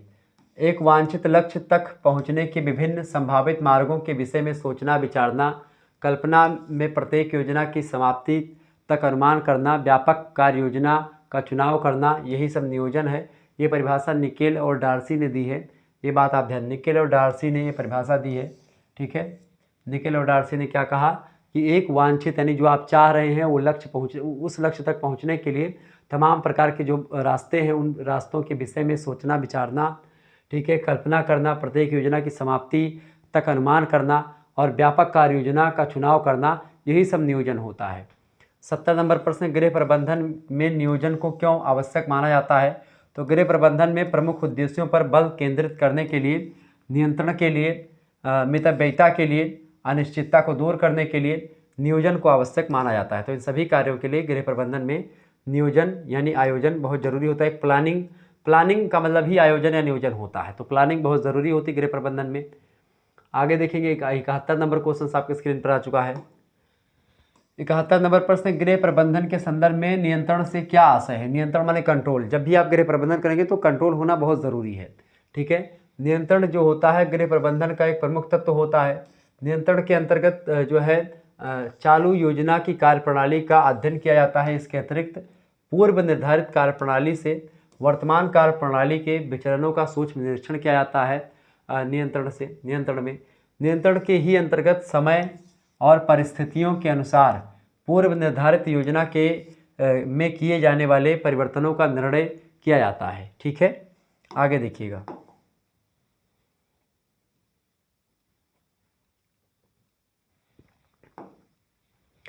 बहत्तर नंबर प्रश्न, नियंत्रण की एक व्यवस्थित परिभाषा दीजिए। नियंत्रण कार्यों की योजना के अनुसार पुष्टि करने से संबंधित है। गृह व्यवस्था में यह सबसे महत्वपूर्ण और सर्वाधिक चुनौतीपूर्ण कार्य होता है। जो है नियंत्रण, यह गृह व्यवस्था की कला और विज्ञान से संबंधित है। व्यवस्था की कला विशेषत रूप से व्यक्तिगत नेतृत्व, प्रभावपूर्ण समझदारी तथा प्रोत्साहन में सन्निहित है। ये WM फॉक्स ने इस कथन को कहा था, नियंत्रण की परिभाषा को दी है। 73 नंबर प्रश्न, नियंत्रण की मुख्य अवधारणाएं या तत्व बताइए। नियंत्रण की मुख्य अवधारणाएं या तत्व इस प्रकार से, पहला है प्रोत्साहन, दूसरा है निरीक्षण, तीसरा है समायोजन। प्रोत्साहन, निरीक्षण और समायोजन ये नियंत्रण की मुख्य अवस्थाएं हैं। आप किसी को प्रोत्साहन देंगे तो आप उसको कंट्रोल कर पाएंगे, निरीक्षण उसको देख सुन करके, देखभाल करके, समायोजन करके, तालमेल बैठा करके, ठीक है। आगे देखें, 74 नंबर क्वेश्चन आपके स्क्रीन पर आ चुका है, फटाफट से आप लोग देखने का प्रयास करेंगे। 74 नंबर प्रश्न, गृह प्रबंधन की प्रक्रिया से आप क्या समझते हैं। देखिए, गृह प्रबंधन की प्रक्रिया या व्यवस्था एक निरंतर चलने वाली तथा विकासशील प्रक्रिया है, जिसमें परिवार के सभी सदस्यों को उनकी योग्यता और निपुणता के अनुसार योजनाबद्ध कार्य सौंपा जाता है। योजना तथा उसके क्रियान्वयन का मूल्यांकन भी किया जाता है। यह प्रक्रिया क्रियाओं की ऐसी श्रृंखला है जो उद्देश्य की ओर अग्रसरित करती है, ठीक है। तो बेसिकली गृह प्रबंधन जो होती है, गृह को एक मैनेज करना कि घर कैसे चलाया जाए, यही होता है गृह प्रबंधन। एक बात ध्यान रखिएगा, अगर आप सेकंड सेमेस्टर में आप हैं तो आपको को करिकुलर आपका कोर्स जो है वो आपका पड़ेगा फर्स्ट ईयर, मतलब क्या पढ़ना पड़ेगा आपको, फर्स्ट एड एंड हेल्थ, ठीक है। फर्स्ट एड एंड हेल्थ के बारे में आपको पढ़ना है, ठीक है। प्राथमिक चिकित्सा और स्वास्थ्य के बारे में BA BSc BCom के सेकंड सेमेस्टर में आपको पढ़ना होता है। तो को करिकुलर मास्टर यूट्यूब चैनल मैंने बनाया है, इस पर आप जाइएगा, तो इस चैनल को आप सब्सक्राइब कर दीजिएगा को करिकुलर मास्टर को, और यहाँ पर फर्स्ट ईयर एंड हेल्थ की कई वीडियोज़ आपको मिल जाएंगी, ठीक है। तो आप देख लीजिएगा।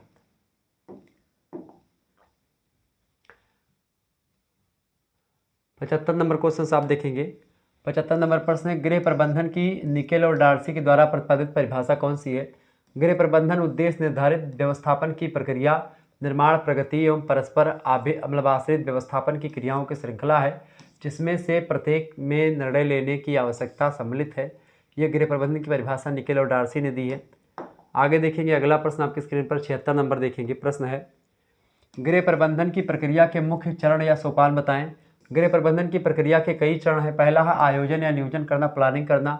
दूसरा है संगठन बनाना। तीसरा है नियंत्रण करना और संगठन पर, और चौथा है आपका मूल्यांकन करना। तो ये 4 चरण बेसिकली होते हैं, 4 सोपान गृह प्रबंधन के। अगला प्रश्न है, नियोजन से क्या आशय है। किसी भी कार्य को करने से पूर्व की जाने वाली तैयारी या प्लानिंग को नियोजन कहते हैं। नियोजन के अंतर्गत यह पूर्व निर्धारित निश्चित कर लिया जाता है कि भविष्य में क्या करना है, कैसे करना है। इस प्रकार से भविष्य के कार्यक्रम को निश्चित कर लेने से कार्य सरल हो जाता है तथा निर्धारित लक्ष्यों को प्राप्त करना संभव हो जाता है। नियोजन की प्रक्रिया के अंतर्गत विभिन्न शक्ति अंतर्गत चिंतन शक्ति, स्मरण शक्ति, अवलोकन, तर्क शक्ति तथा कल्पना शक्ति का इस्तेमाल किया जाता है, ठीक है। आगे देखेंगे 78 नंबर क्वेश्चन है। प्रश्न है, गृह प्रबंधन के संदर्भ में संगठन की एक स्पष्ट परिभाषा दीजिए। संक्षेप में संगठन को ऐसी उपयुक्त प्रक्रिया के रूप में परिभाषित किया जा सकता है जो कि कार्य, व्यक्ति और अन्य साधन एवं नेतृत्व और उत्तरदायित्वों के मध्य संबंध स्थापित कर ले। वही होता है एक प्रकार से संगठन गृह प्रबंधन में। निकेल और डार्सी ने बताया, संगठन का मतलब होता है तालमेल, समन्वय, एक प्रकार से सभी में जितने भी परिवार के लोग हैं उनमें तालमेल हो, किसको क्या करना है, सब चीज़ें निर्धारित हो। तो यही सब चीज़ें होती हैं गृह प्रबंधन में। 79 नंबर प्रश्न है। 79 नंबर, गृह प्रबंधन के संदर्भ में मूल्यांकन से क्या आशय है। गृह प्रबंधन की प्रक्रिया का एक तत्व है मूल्यांकन। निर्धारित योजना के आधार पर कार्य करने में कहाँ तक सफलता प्राप्त हुई है तथा कार्य विधिवत ढंग से किया गया है अथवा दोषपूर्ण ढंग से संपन्न हुआ है, इसकी जानकारी प्राप्त करना ही मूल्यांकन कहलाता है। मूल्यांकन के अंतर्गत विगत कार्यों की समीक्षा की जाती है और निष्कर्ष निकाला जाता है कि योजना को कार्यान्वित करने में क्या कमी रह गई है तथा एक प्रकार से लक्ष्य प्राप्ति कहाँ तक सफल हुई है और कहाँ तक असफल हुई है। यानी जो हमने प्लान सोचा था, क्या वह प्लान हमने सही तरीके से एग्जीक्यूट किया या नहीं किया, तो वो होता है एक प्रकार से आपका मूल्यांकन, ठीक है। आप जांच परख करना एक प्रकार से कि भाई हमने जो सोचा था वो हुआ कि नहीं हुआ, ठीक है। ये बात आप ध्यान रखेंगे। 80 नंबर क्वेश्चन आप देखेंगे। प्रश्न है 80 नंबर, प्रश्न है, मूल्यांकन के प्रमुख प्रकारों का उल्लेख कीजिए। मूल्यांकन के 2 प्रमुख प्रकार है। पहला है सापेक्ष मूल्यांकन, दूसरा होता है निरपेक्ष मूल्यांकन। 81 नंबर प्रश्न है, मूल्य किसे कहते हैं, वैल्यू।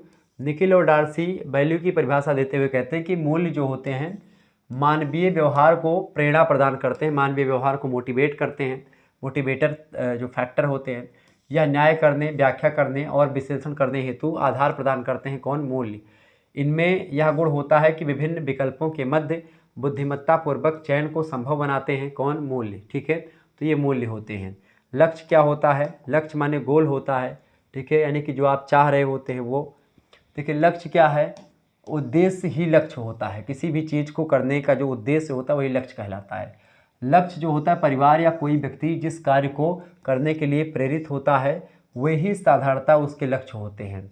और लक्ष्यों का निर्माण जीवन के मूल्यों के आधार पर किया जाता है। जैसे कि जीवन के क्या मूल्य हैं उनके आधार पर उसका लक्ष्य तय होता है। जैसे कि आप लोग BA में पढ़ रहे हैं तो आप लोग पढ़ क्यों रहे हैं, क्योंकि आपको लक्ष्य क्या करना है कि आपको BA पास करना है, आपको परीक्षा देनी, तो आपका लक्ष्य क्या है, परीक्षा। 83 नंबर प्रश्न है, स्तर को परिभाषित कीजिए। स्तर, निकेल और डार्सी जो है स्तर की परिभाषा को देते हुए कहते हैं कि स्तर जो होता है मूल्य के मापक होते हैं। मूल्य के मापक होते हैं स्तर, जिनकी उत्पत्ति हमारे मूल्यों से होती है और यह हमारी किसी वस्तु में रुचियों की मात्रा और प्रकार द्वारा निर्धारित करते हैं। कितना संतोष प्राप्त हुआ है और कितना कि उसका स्तर फिक्स करते हैं। 1 पॉइंट 2 पॉइंट रेटिंग देना एक प्रकार से, कितने स्तर तक हमने लक्ष्य प्राप्त किया, कितने स्तर तक नहीं किया है, ये सब। 84 नंबर क्वेश्चन आप देखेंगे। प्रश्न है समय व्यवस्थापन क्या है। समय व्यवस्थापन का आशय होता है समय का इस प्रकार उपयोग किया जाए जिससे कि व्यक्तिगत एवं पारिवारिक लक्ष्यों को अधिक से अधिक प्राप्त किया जा सके। तो ये होता है समय व्यवस्थापन। समय का उचित प्रयोग ही समय व्यवस्थापन होता है। 85 नंबर प्रश्न, समय व्यवस्थापन का मुख्य लक्ष्य क्या है। समय व्यवस्थापन का मुख्य लक्ष्य होता है कार्य के समय में अधिक से अधिक कमी की जाए, यानी कि कम से कम समय में अधिक से अधिक काम करना ही कार्य मतलब कि समय का व्यवस्थापन होता है। 86 नंबर प्रश्न, समय व्यवस्थापन के यंत्र कौन कौन से हैं।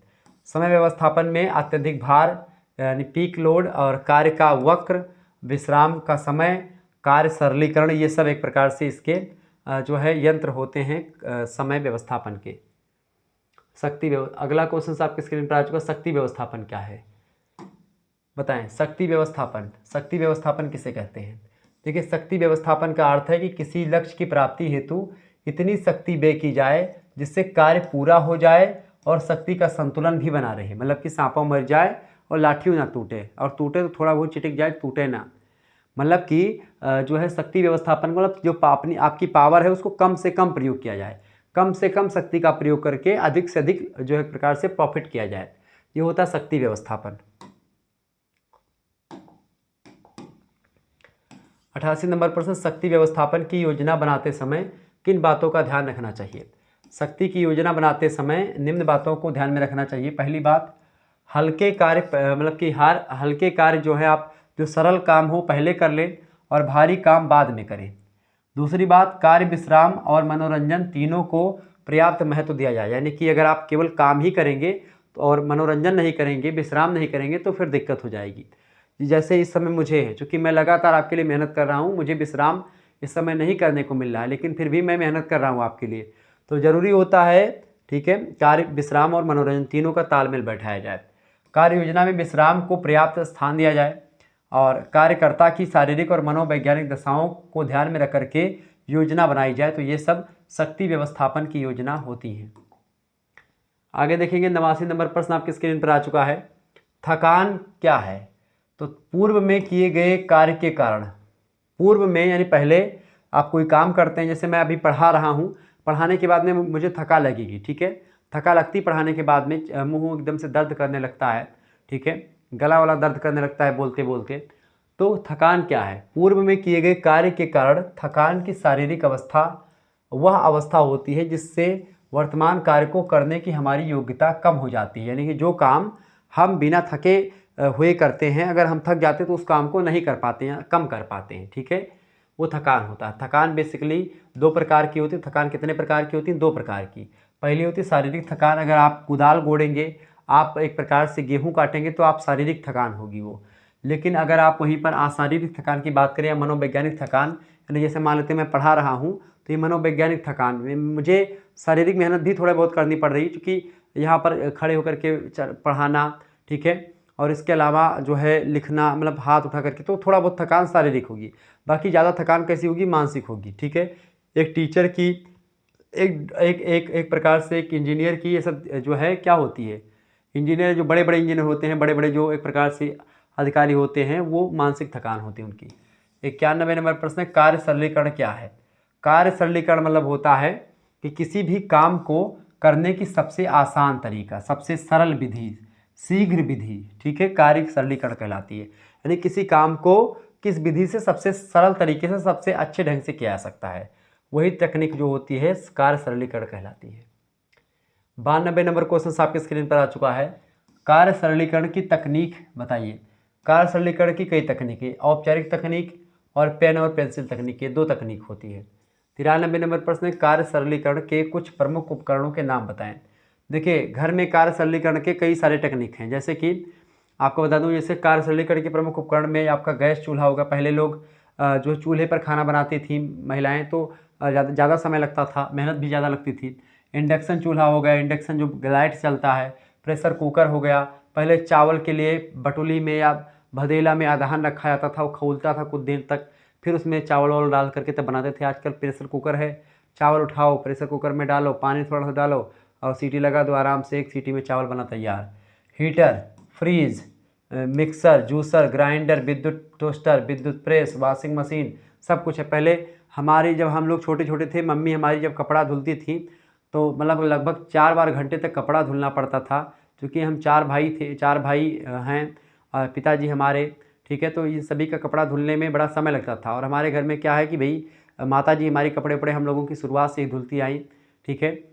फिर उसके बाद में क्या हुआ कि अब तो धीरे धीरे सभी लोग जानने लगे कि भाई जो है, पहले छोटे होते थे तो हम लोग बाहर का काम करते थे, जैसे खेतों वगैरह, खेत हमारे हम लोगों के यहाँ खेती खूब होती है, तो खेती करने के लिए हम लोग गेहूँ काटने के लिए, या हुआ कि जो है तंबाकू बोई जाती थी तो उसमें काम करना हुआ, ऐसे तमाम प्रकार की चीज़ें होती थी। गेहूँ, सरसों, गन्ना, बड़ी मेहनत पड़ती थी हम लोगों को, ठीक है। तो अब जा कर के थोड़ा बहुत सब सुधरा है।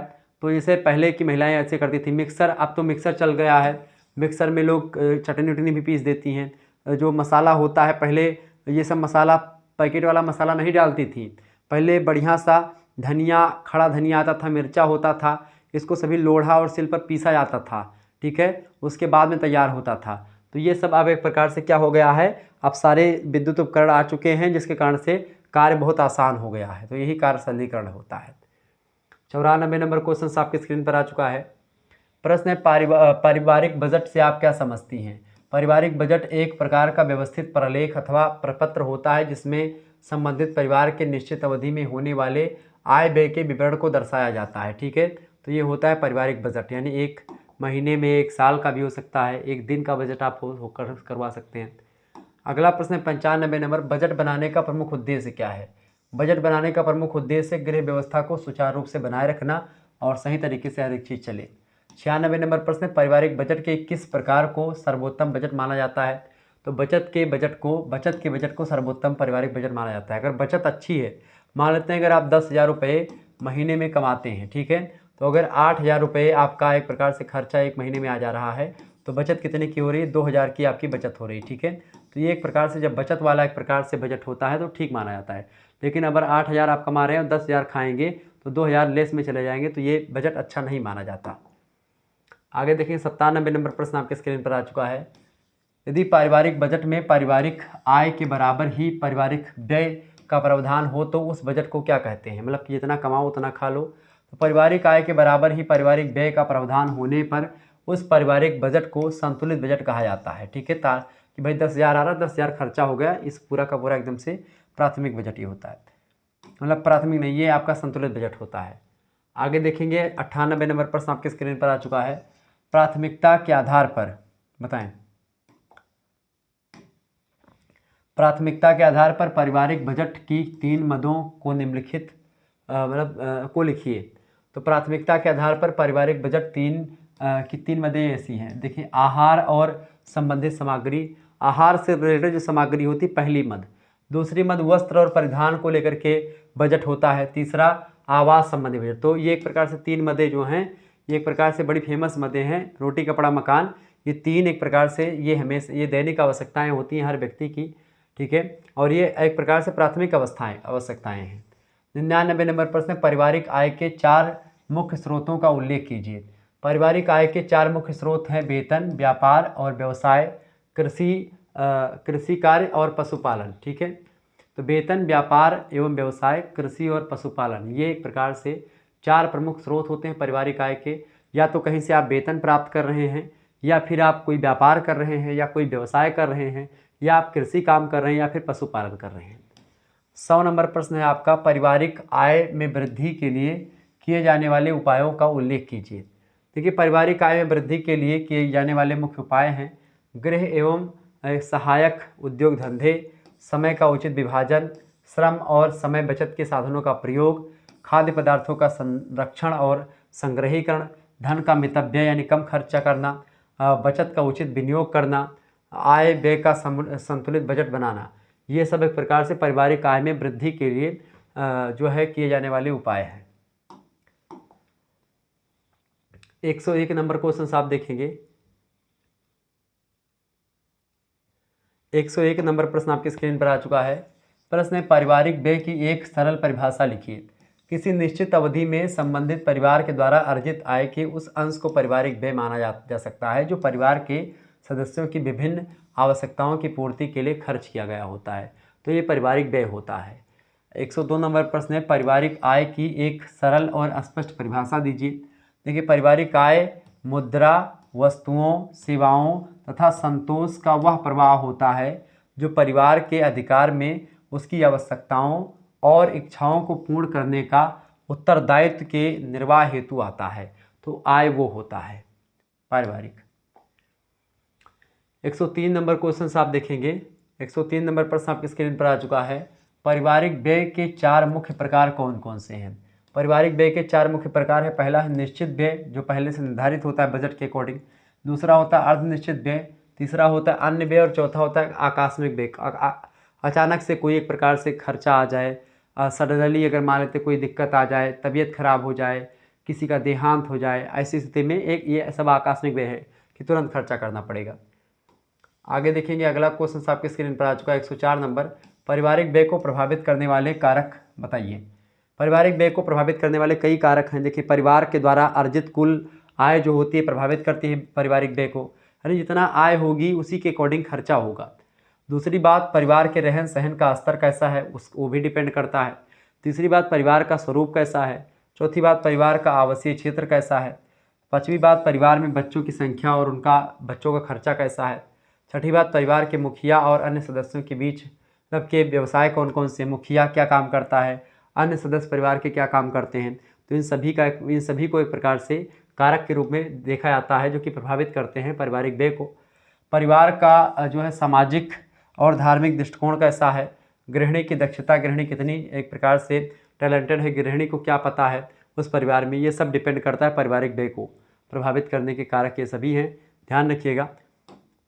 तो इस तरीके से आप लोगों ने इन सभी प्रश्नों को समझा जाना, और मिलते हैं फिर नेक्स्ट वीडियो में। तब तक के लिए जय हिंद, जय भारत। आप सभी का बहुत बहुत धन्यवाद। हमारे साथ जुड़ने के लिए इसी प्रकार से अपना प्यार हमेशा बनाए रखेंगे। ओके, बहुत बहुत धन्यवाद आप सभी का, ऐसे ही अपना प्यार बनाए रखिएगा। ओके, चलिए फिर मिलेंगे हम नेक्स्ट वीडियो में। बहुत बहुत धन्यवाद भाई आपका। वीडियो को लाइक कर दीजिएगा, चैनल पर अगर नए हैं तो सब्सक्राइब जरूर कर दीजिएगा।